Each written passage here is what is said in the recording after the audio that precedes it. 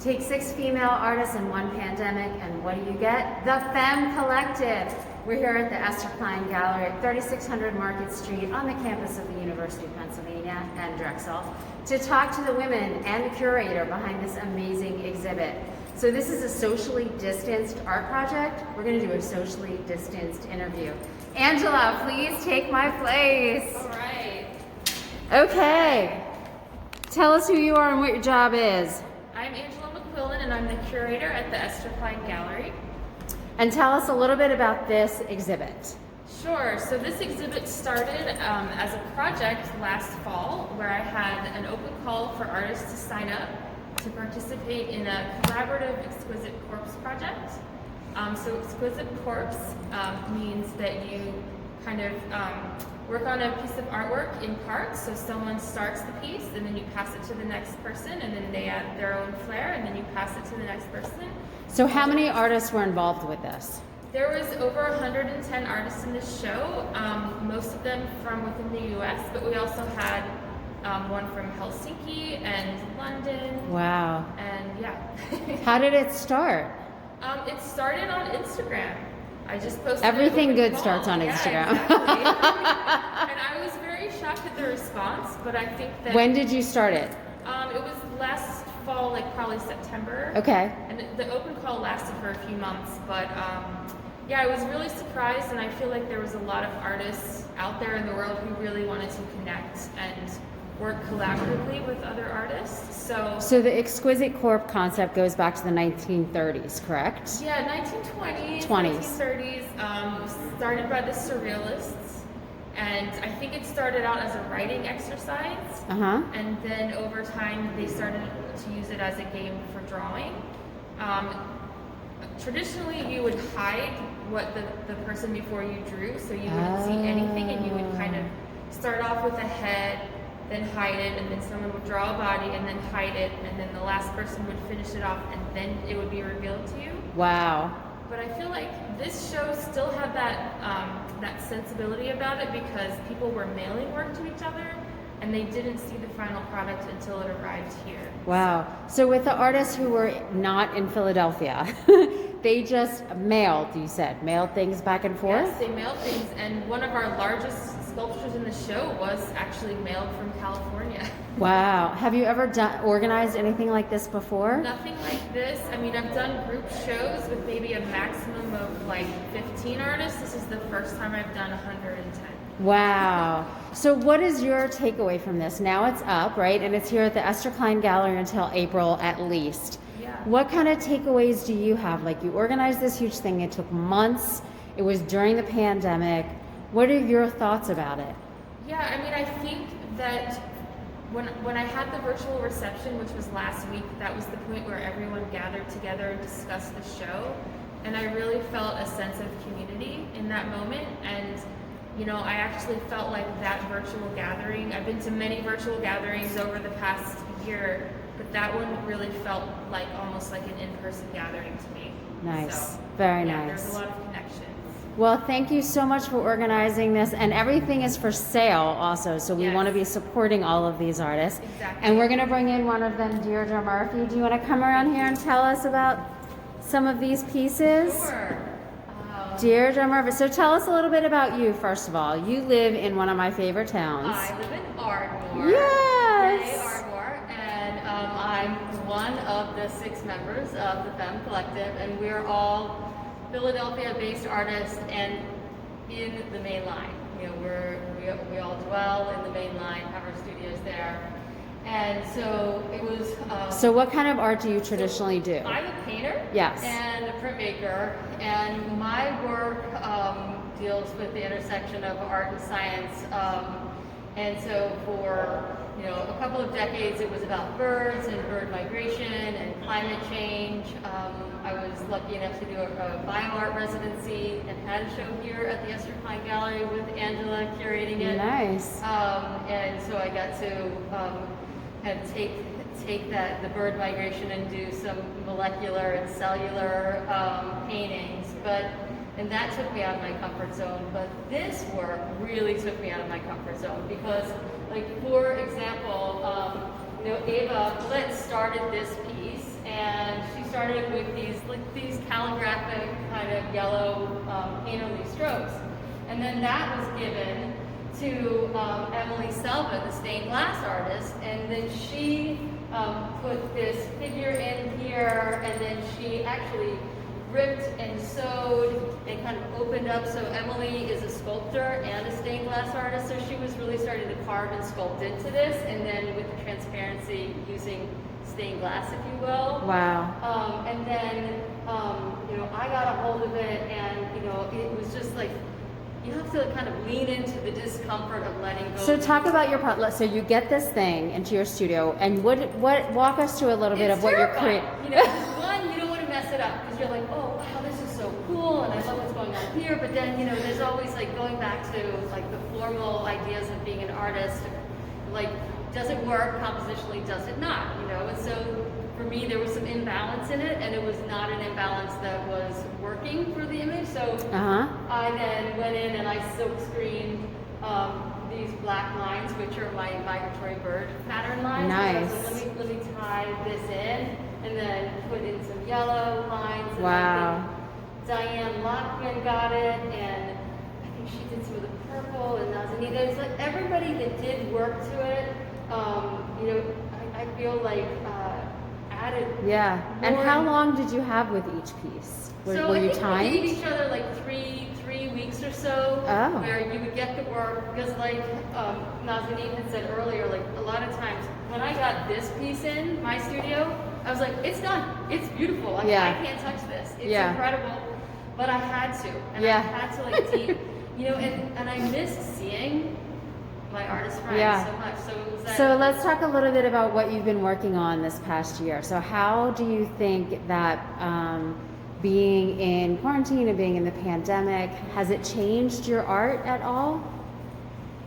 Yes and no. I mean, yes, it's made me, I think artists are monastic people anyway. I think that's why I get along with scientists so well. Because scientists are in the lab by themselves working away on experiments. Artists are in their studio by themselves working on their own experiments, if you will. So. And writers were the worst. Right. Yes. Right. We just like to go internal. So I feel like it hasn't been my most abundantly creative time because of having the children home, and then I'm also a professor, so I had to learn how to teach remotely, and just a tremendous amount of new work that was put upon us, right? So it wasn't, I can't say that the pandemic was amazingly productive, but it definitely has given me more food for thought and like taken the work in a different direction. So I'm not about the migratory birds so much anymore, but I am looking at nests, and looking at nest, this idea of home, and how a bird nest is both this place of security, but also vulnerability. Because if a bird is in that nest, it is a predator will then have pretty fair game to it, right? It's very vulnerable. Yeah. And so we, during the pandemic, home is our shelter, right? Where we can take these off. We can see our whole face. We can be with our loved ones. But then you're also going stir crazy because you've got to get out of this. And so then the moment you leave that nest, your home, you feel incredibly vulnerable. Yeah. So that's a great analogy. there is this shift in my work now that's looking into, but I'm looking into like how nests are being made, and hopefully going to forge an alliance with a scientist that's actually doing nest engineering. Yep. And so I'm still going to do like the science dive into it, but we'll see what happens. All right, so tell us where people can find you. You have a website, you have Instagram. Yes, so DeirdreMurphyArt.com is my website, and then Instagram is also Deirdre Murphy Art. Okay, well, thank you so much. Thank you. Who wants to go next? Lovely. We are coming over here. Okay. Do you want to stand just a little bit closer to it? There we go. All right. Tell us. So my name is Nazineen Vogeli. I'm a visual artist. I do mostly ink work on paper, drawing on calligraphic styles from ancient Persian calligraphy. And so I joined this group of the Femme collectives a couple of years ago. We started making work together, and I was very excited to be invited to join this project. Yeah. So do you live in Are you in Philadelphia? I live in or outside? Ardmore also. Oh, I'm great. 2 blocks from Deirdre. Oh my God! All these mainline Basically, women. How amazing! Yeah. That's fantastic. How did you get started in this kind of calligraphy? So I grew up in Iran and I studied calligraphy there. My mother is actually a calligrapher, but in college I studied painting. So I've been trained in painting, and so I decided to merge the two by creating my own style. And so I do some painting as well as some abstract ink drawings. And this was something that I started for the Femme Collective, and then passed on for them to work on collaboratively with me. And what do you usually work in a collaborative way? Have you ever done anything like this before? You know, I haven't done anything like this before. This was the first time for me. I usually work alone. I have done some collaboration with my mom, who's a traditional calligrapher, and so we have some pieces which have some of my abstract components along with her more traditional work. That's the extent of the collaboration. So was it a challenge to think there's art, there's printmaking, there's glass? Do you want to just take a step? You keep moving. There we go. Perfect. Was it a challenge to think how you would add your calligraphy to these pieces? Not so much, because Okay. I don't work fully in calligraphy. I work mostly in abstraction Okay. of that style. So Okay. it was easy to kind of respond to what others had started, or to start my own kind of process and then have them respond to it. So it became, like Deirdre was saying, more of a free-flowing kind of improvisational Yeah. process. So I see the strokes in the piece, the black and white, but can you tell me where else? Like, can you give me another Sure. example? So in this one, Yeah. I've actually, it's hard to see, but I've actually written lines from a poem here. So you see some of the calligraphy wow, here. that's beautiful. And then there's just some black lines that echo some of the script. That's beautiful. And so that's kind of buried in there. And then similarly, I've kind of buried them into the other pieces as well. Beautiful. So tell me about how it's been for you during the pandemic. So you're a mom and an artist. So how has the past year changed you as an artist? In many ways. I think I've kind of come to really appreciate my studio as my safe place. Yeah. So it's been a place to let go of what's happening outside of those walls, and really be reflecting and processing and creating in a way that's been rejuvenating for me, and really the thread to whatever sanity remains. Yeah. Well, it's such an ancient art, really, and such a modern pandemic, although pandemics have been going on forever, I suppose. Yeah. Do you ever get influenced by like the outside world and try to reflect that in your art? Definitely. So I'm actually also a practicing physician, and I take care of very sick COVID patients a lot. Oh, wow. And so that definitely infiltrates into my art making and the types of images I make and the types of processes I engage with. So I have a whole body of work kind of devoted to that, more medical and scientific imagery. I think that's how Deirdre and I first connected. That definitely has come out during this pandemic as well. So this past year must have been a challenge for you on many fronts then. Many fronts, and just Wow. a testament to the fact that the community of artists that I've been lucky to be part of has kind of supported and nourished me through this really challenging time. So when you're dealing with life and death stuff, like with COVID, why does art still matter? It's the most important thing. I mean, it's the thing that keeps you from losing hope. I think without hope, we're all doomed. So it's really important to have meaning and to create meaning, and the process of creating art is the most meaningful thing that I feel I can do. Wow, well that's wonderful, and thank you for helping all of the people, for being a frontline worker Thank you. and helping all of the people who needed you. So let's talk to Agathe Bouton. Where do you want to start, my friend? Whatever you want to be. Let's talk about this piece right here. So, This one? Okay, yes. so first of all, let me back up a little bit. So Agathe Bouton, tell us a little bit about your career before Yes. COVID.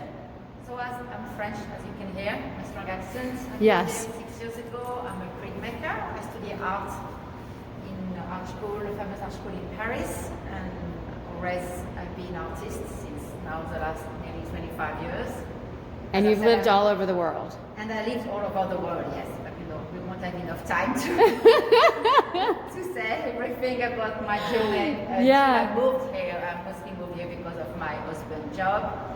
So 6 years now, and very early on, I decided to have my studio in the basement of my house. I'm lucky to have a large basement open on the outside, so I've got natural light coming in my studio. And what you do mostly, you're a printmaker. And I'm mostly doing print, interior print, and recently developed a whole series with monotypes. And I was really inspired by urban landscape architecture here in North America, and Yep. mostly in Philadelphia. Yep. So this is why in that piece here we've got some Yeah, so tell us how you became involved with this project. So Yes, so I met Deirdre through some after school activities for children. I didn't know she was an artist first. And after a few months, we realized we were both artists, so we started to share our passion for our work, became close, and when Deirdre created the Femme Collective, or that vision for us, she invited some of her close, I would say, or the artists what she connects the most with. Yep. And I was really happy to be part of it. I still consider myself a foreigner here in the US. And I found extremely helpful to have a group of artists where I could meet and share my studio practice, my vision, and also having some feedback of my work and having some help to find my way to navigate here in Philadelphia and in the States as a foreigner artist. I'm not fluent in English, so you are fluent in English. But let me ask you a question. Is it different working with female artists than male artists?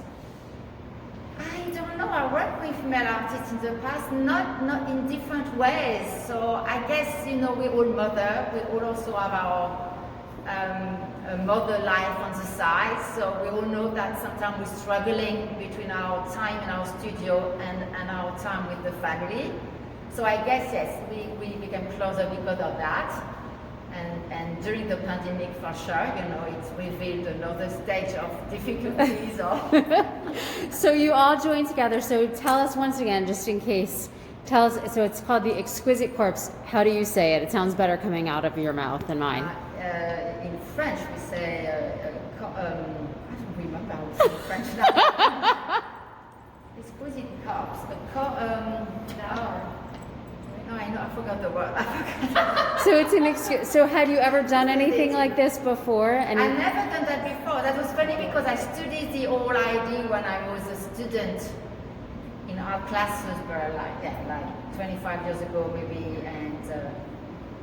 So what was it like for you? You get one of the pieces, and what was your process like? You looked at it, you evaluated it. Tell us a little bit about that. As Deirdre said, it was sometimes quite frightening because you received a beautiful piece and you don't know what to do with it. You have to, also when you do your own piece and you give it away, you have to leave it to somebody else. Trust the other artist that she will amplify your work and make it better. It's a lot of trust, right? So there's a lot of trust, there's a lot of because you can't control it. But you have to definitely leave your comfort zone, give your work away. Personally, I was ready to do that because I found that whole idea extremely refreshing and exciting, and it was a nice project for us to reconnect all together. We couldn't meet all last year. We used to meet like once a month. And so I thought it was great for us to push us forward to do something different. So tell us a little bit about this piece right here. So this piece, I've got a monotype here. So it's basically remaining prints from lithography. So it's not a monotype actually, it's a lithography piece that I've done with the Brandywine workshop. It's a commission I've done with them last spring. We started before the pandemic, and we finished it here. last spring. But so I had some remaining print, like samples of color on paper, and I decided to cut into them and to redo an abstract kind of silhouette, I would say, of a building. And I've got some remaining of trees or vegetal in front of that wall. And I mostly picked that piece because I knew that Deirdre worked a lot with around nature, so I thought that maybe it would inspire her to do something, and maybe she would be the next artist to work on the work. And I'm very happy with what she's done. She's done a beautiful work, but just adding those trees behind the background. And after that, so I didn't see everything. I only gave my piece, and I received it at the end this way. There were some. I would say it was an interesting process because you definitely have to. Sometimes you receive the piece and you think, there's nothing I can do because it's already finished, or I find it, already complete, and I don't want to add too much on top of it. So sometimes you just add like one dot of color or something else, and sometimes it comes so busy that you think it's too busy, and you just remove most of it and redo something else. Wow. It was the case for some of them here, but you want a good product, a good piece at the end. Right. Because we knew we had a show, and we had our name behind the work, so we wanted to be sure that all of us pleased with the finishing pieces. And I think we can say that it's great gorgeous. work, and we're very happy with it. Yes. Okay, so tell people where they can find you. So they can find me on my website. You can www.agathe.com. They can find me very easily on Instagram under the same name. It's AGATHEBOUTON, Agathe Bouton. Facebook, Instagram, LinkedIn. I'm not doing Twitter, but I'm doing TikTok. Oh, really? I just started TikTok with the help of my daughter. All right, well, it's been wonderful being here with everybody at the Esther Klein Gallery. You can see there's even more artwork here. So again, it's the Femme Collective, and we're here at the Esther Klein Gallery at 3600 Market Street. You can see this exhibit. You can come by appointment. You can find them on Instagram, Facebook, and on their website. So please support this project. Please support these female artists. And that's it for us tonight on Mainline Tonight.